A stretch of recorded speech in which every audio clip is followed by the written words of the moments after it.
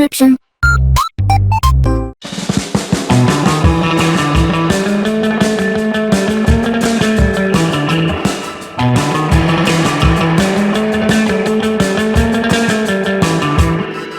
Alright, hey, this is Hans the Ramen coming at you with another episode of Instant Noodle Recipe Time. This is the show where I show you what to do with your instant noodles. And today we've got something new from Nissin Foods in the United States.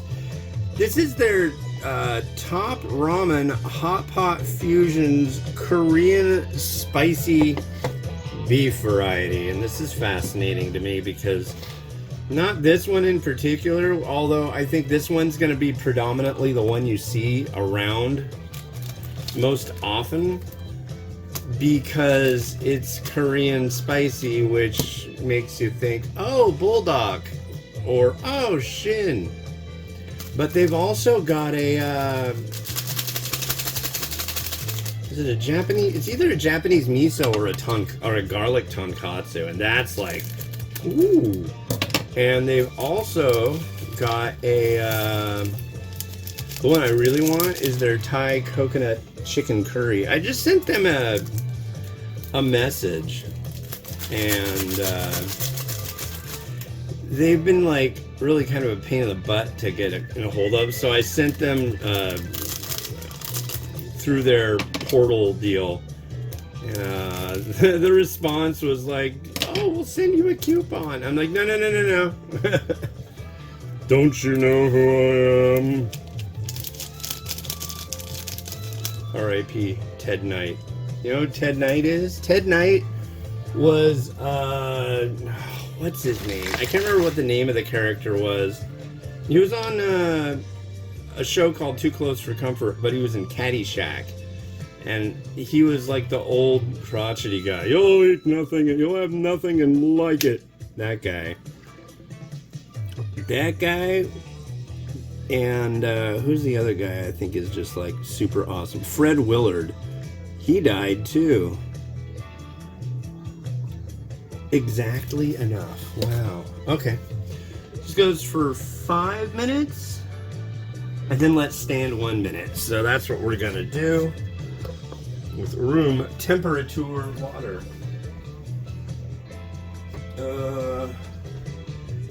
Crap. As I mentioned in the last episode, my sink be full, and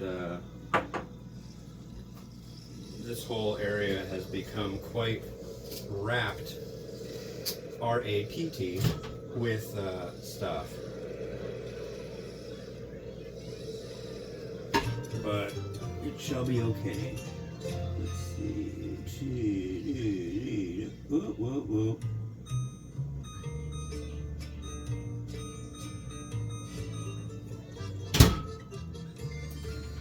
There we go.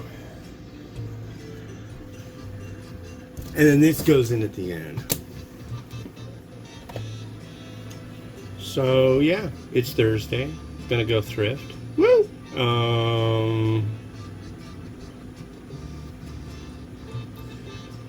Boy, it's so crazy how microwaves affect Bluetooth. I mean, it really does.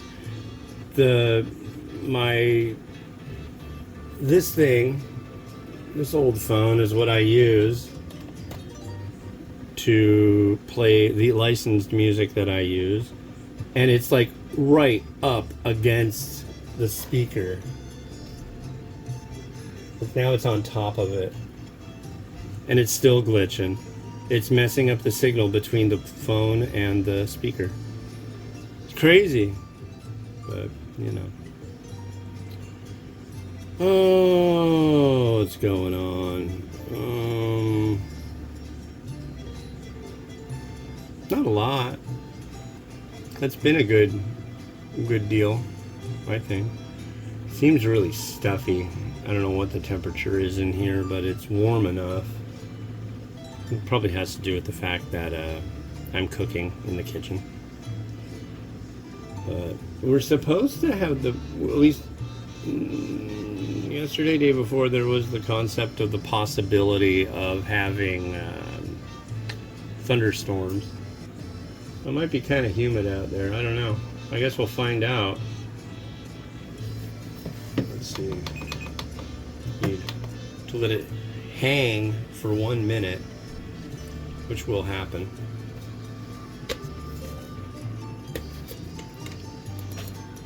Wow. Wow. Wow. Wow. Wow. What's his name? God, what's that guy's name? Guy who jumps around and acts like he's really high. Oh.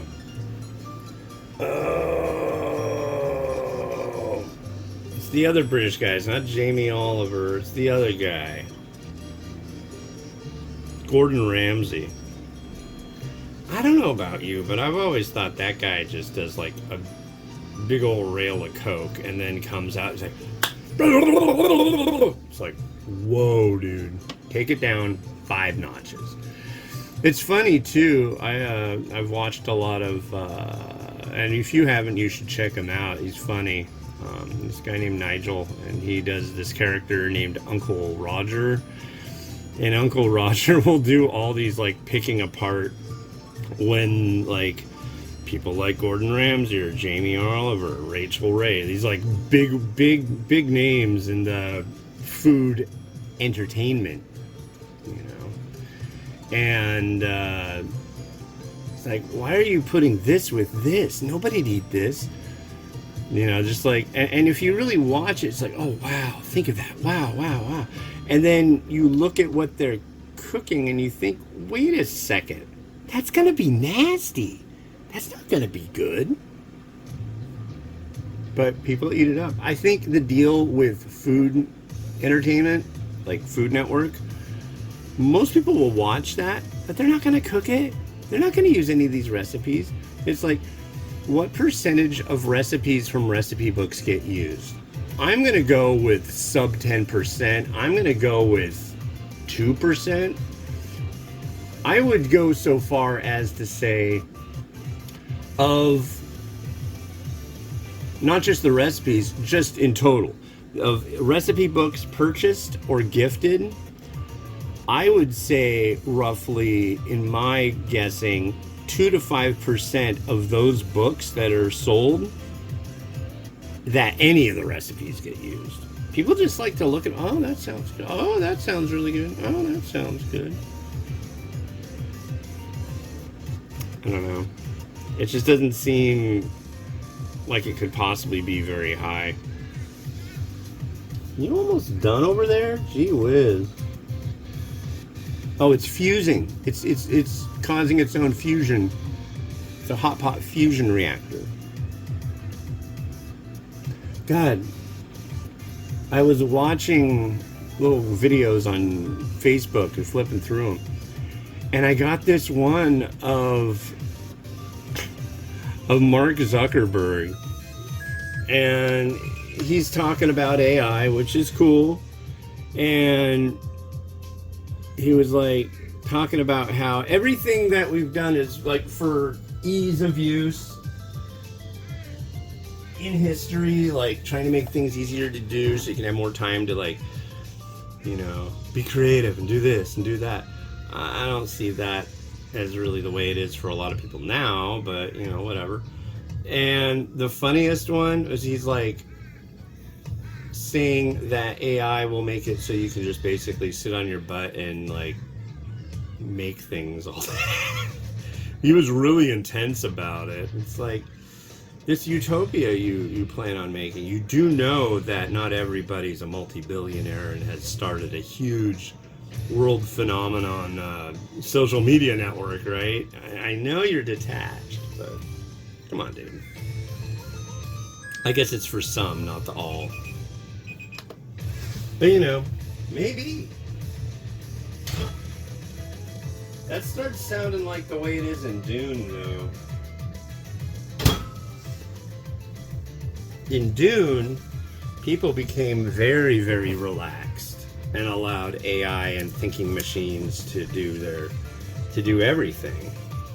And they had like a second renaissance. And then what happened? Some horrible actors took charge, started enslaving people, and now like in that universe, there was against the law to have technology that was beyond a certain point. So this is far flung, but maybe you never know. All I know is I will follow what's his name, Ray Kurzweil, to the end of the earth as far as his predictions go, because the guy's been dealing with AI since the 60s and the concept. Cool dude. His last name is spelled Kurzweil. You should look up like Ray Kurzweil interview and just find the longest one you can find on YouTube and watch it. You'll be like, wow. And then if you watch another one, you'll be like, wow, he really likes that chart. It's a good chart. All right, let's see what happens. This noodle looks nice. Pretty thick. Mmm.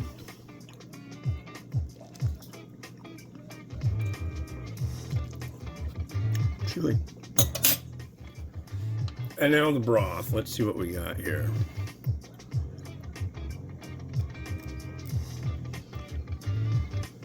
Korean spicy beef, huh?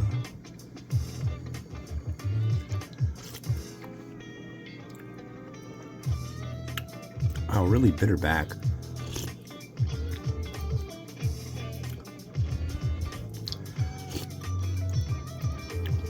By the way, if you're interested in these, this is 3 servings. Yep.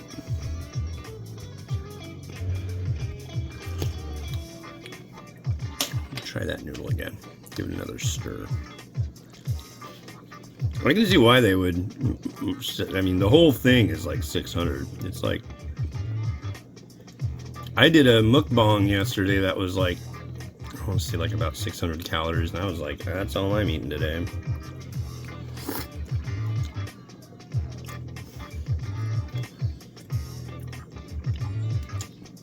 It needs something.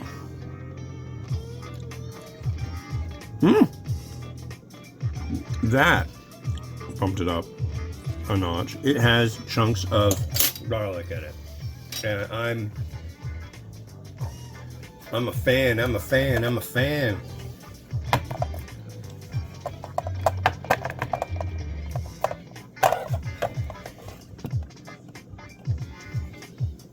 It's kind of funny. I listen to a lot of old crap, and now I'm like starting to hear this new stuff because my kids are finding it.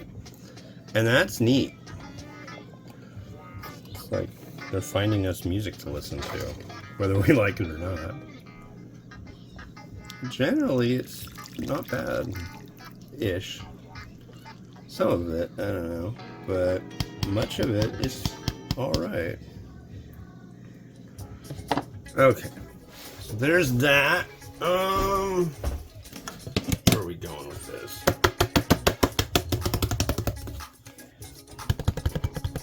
Yeah, that is a large serving.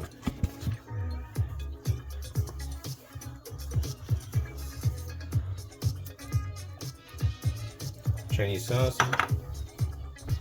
And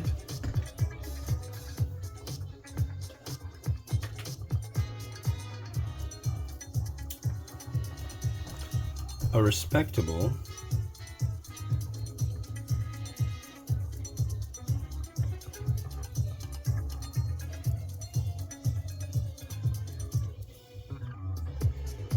egg. And that looks to be another large slice of garlic. Bravo. Can't ever have enough garlic. I always say, bring on the garlic. Alright.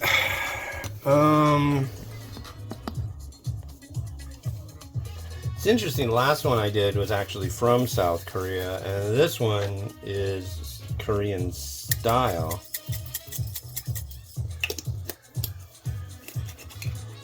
It's not bad. I really am impressed with this noodle.